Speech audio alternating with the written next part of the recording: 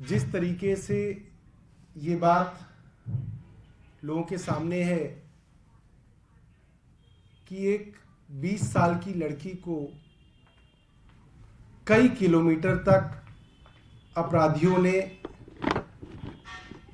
सड़क पर घसीटा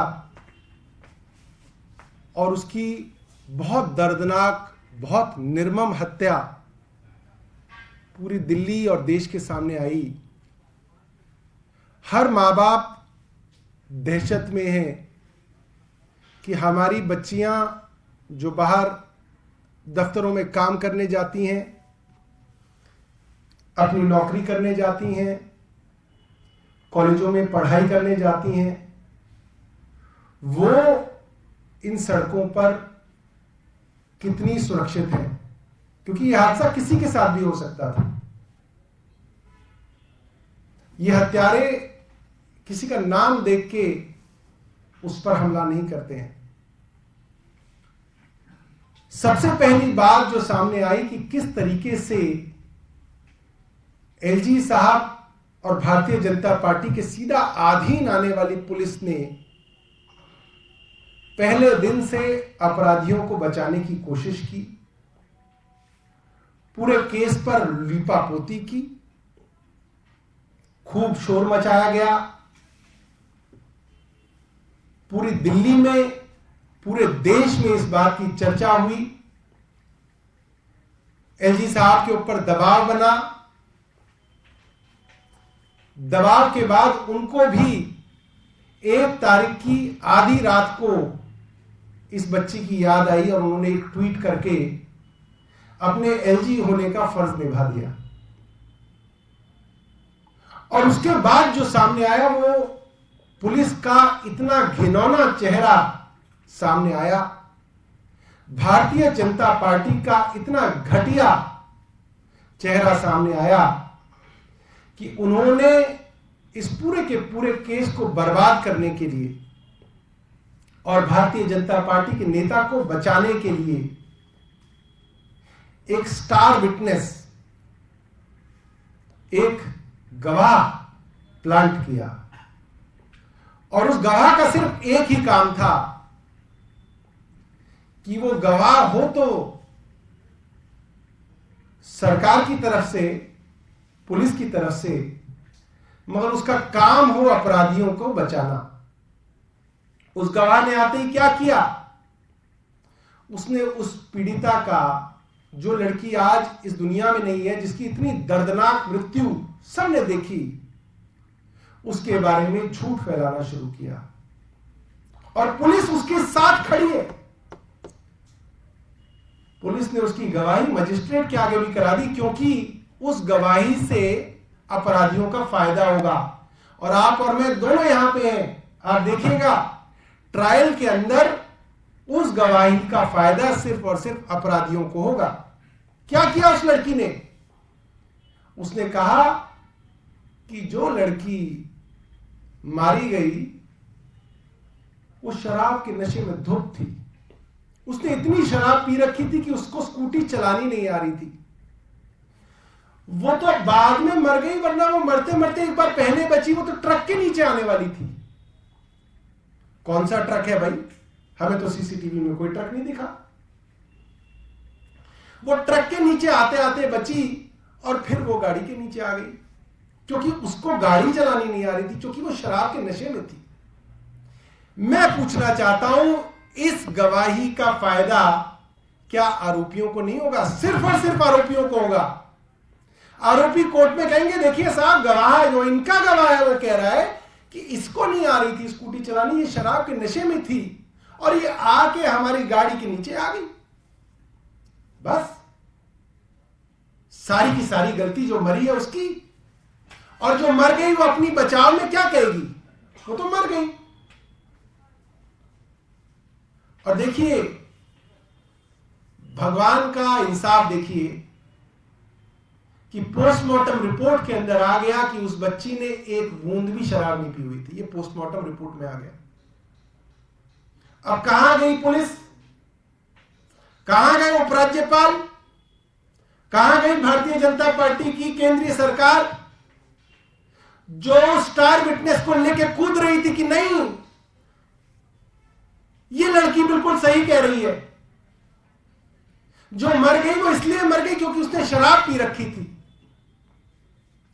मुझे लगता है कि इतनी घटिया राजनीति जो भारतीय जनता पार्टी ने की है, इतनी घटिया राजनीति तो निर्भया के समय में भी नहीं की गई थी। कोशिश निर्भया के समय में भी की गई थी कि उस लड़की के चरित्र के ऊपर भी सवालिया निशान लगा दिया जाए, उसके ऊपर भी यह ठहरा दिया जाए कि यही कुछ गलत हरकत कर रही थी, इसीलिए जो है इसके साथ ऐसा हो गया। तब भी यह कोशिश की गई थी और आज भी यह कोशिश की गई। और जो लड़की मरी है उसकी मां क्या कहती है? उसकी मां कहती है कि ये निधि कौन है, हम तो जानते ही नहीं इस निधि को। वो बोल रही है कि मैं इसकी सबसे अच्छी दोस्त हूं, और उसकी मां कह रही है कि हम तो जानते ही नहीं कि कौन है। और यहां तक नहीं, जो लड़की मरी है उसकी मां ने यह भी कह दिया कि हमें यह भी शक है कि यह लड़की निधि जो खुद को हमारी बेटी का दोस्त बता रही है, यह हो सकता है अपराधियों के साथ मिली हुई हो, और हो सकता है हमारी बेटी की हत्या में इसका भी हाथ हो। इसकी भी जांच होनी चाहिए। एक और बात कहता हूं, पुलिस ने अपने गवाह की गवाही तो करा दी कि मैं भी एक्सीडेंट के समय थी, मुझे भी चोट आई। वो लड़की कह रही है मुझे फ्रैक्चर हो गया, मेरे एक हाथ में फ्रैक्चर हो गया था, मेरे सर पे चोट आई थी। मैं उपराज्यपाल महोदय से जानना चाहता हूं, उस लड़की की एमएलसी कराई आपने? उस लड़की की गवाही में वो कह रही है कि मुझे फ्रैक्चर हुआ था, मेरे सर पे चोट आई थी। अपराधियों का वकील पहली बात पूछेगा कि जी कहां है इसकी एमएलसी रिपोर्ट? और एमएलसी रिपोर्ट है नहीं, केस वहीं खत्म, गवाह वहीं खत्म। ये पुलिस और ये उपराज्यपाल की पुलिस काम कर रही है। पहले दिन से अपराधियों के लिए काम कर रही है, पहले दिन से केस को कमजोर करने के लिए काम कर रही है। वो लड़की अपनी गवाही में कहती है हम वहां से जब चले तो हमारे पीछे 4 लड़के हमारा पीछा कर रहे थे। वो 4 लड़के कौन थे? इसके बारे में पुलिस की कोई जांच नहीं है। वो क्यों पीछा कर रहे थे? इसके बारे में कोई जांच नहीं है। वो लड़कियां चली, उनके पीछे 4 लोग पीछा कर रहे थे, उन्होंने पीछा करते हुए लड़कों से अपने आप को बचाया। स्कूटी का ड्राइवर बदला गया, उनको टक्कर लग गई, उसकी लाश को या उसकी बॉडी को, या हो सकता है उसको तो जिंदा हो, उसको घसीटते हुए वो कार जाती हुई दिख रही है। सारी की सारी चीजें पुलिस के बयान के हिसाब से 45 सेकंड के अंदर हो गई। मतलब 45 सेकंड के अंदर वो होटल से निकल भी गए। जो उनके पीछे लड़के पीछा कर रहे थे उनसे भी वो बच गए। नई बलिनो गाड़ी की चपेट में भी आ गए। एक ट्रक से मरते मरते भी बच गए। ड्राइवर भी बदल लिया और वो गाड़ी टक्कर मारते हुए दिख भी रही है। ये सारी चीजें 45 सेकंड के अंदर पुलिस के अनुसार हो गई। ये क्या संभव है? क्या ये सिर्फ झूठ नहीं है? क्या अपने एक झूठ को बचाने के लिए उपराज्यपाल महोदय की पुलिस झूठ पे झूठ नहीं बोल रही? क्या पूरी भारतीय जनता पार्टी की सरकार अपने एक नेता को बचाने के लिए पूरे के पूरे प्रशासन का प्रयोग नहीं कर रही? सिर्फ एक नेता को बचाने के लिए भारतीय जनता पार्टी इतना गिर गई। और आज क्या खबरें छपी हैं? आज एक पांडव नगर की एक खबर छपी है कि उनकी बेटी, इत्तेफाक से इस बेटी का भी बाप नहीं था। जैसे अंजलि के पिता नहीं थे, वैसे ये जो पांडव नगर की जिस बेटी की बात हो रही है, इसका भी पिता कई साल पहले गुजर गया। सिर्फ मां है। एक मोहल्ले का लड़का उसके साथ छेड़छाड़ करता है, उसके ऊपर दोस्ती करने का दबाव बना रहा है, घर से निकलना उसने मुश्किल कर दिया है। उसकी ही एक फेक आईडी बना के उसकी गंदी तस्वीरों को डाला जा रहा है। मां पुलिस में कंप्लेंट कराती है, पुलिस कोई काम नहीं करती। मैं आपसे जानना चाहता हूं, फेक आईडी बना के गंदी तस्वीरों को डालना आईटी एक्ट के अंदर नॉन बेलेबल ऑफेंस है। लड़की के साथ ऐसी हरकत करना नॉन बेलेबल ऑफेंस है। तो कैसे हो गया कि पुलिस ने पहले उसको गिरफ्तार नहीं किया? पुलिस ने कुछ नहीं किया। उसके बाद मां ने दोबारा उसकी कंप्लेंट नवंबर में की, नवंबर 2022 में की कि अब यह लड़की को और ज्यादा परेशान करने लगा है, इसने घर से निकलना मुश्किल कर दिया है, यह लड़की के ऊपर एसिड डालने की धमकी दे रहा है। यह भी कंप्लेंट की गई। कंप्लेंट यह भी की गई कि अब मेरी लड़की की सहेलियां भी मेरी लड़की के साथ नहीं जाती क्योंकि वो उस लड़के से इतना डरती हैं। नवंबर 2022 की कंप्लेंट है। क्या किया एलजी साहब की पुलिस ने? कुछ नहीं किया। और जब नए साल के अंदर उस लड़की को खींचकर अपनी गाड़ी में बिठाने की कोशिश हुई, उसके ऊपर एसिड डालने की कोशिश हुई, उसकी कंप्लेंट भी की गई। उसमें किन दफाओं में दर्ज किया पुलिस ने मुकदमा? 509 और 341 बेलेबल ऑफेंस। 509 तो मतलब ये होता है कि जो छेड़छाड़ भी नहीं होती, कोई इशारा कर दिया किसी ने की तरफ, वो 509, और 341 किसी को जाते हुए आपने रोक लिया, वो 341 है, बेलेबल ऑफेंस। आपने किडनैपिंग का मुकदमा क्यों नहीं दर्ज किया? मैं एलजी साहब से जानना चाहता हूं, वो मुखिया है। एक लड़की को जबरदस्ती कार में बिठाने की कोशिश हो रही है, किडनैपिंग नहीं बनेगी? क्यों नहीं दर्ज किया? एसिड डालने की धमकी हुई,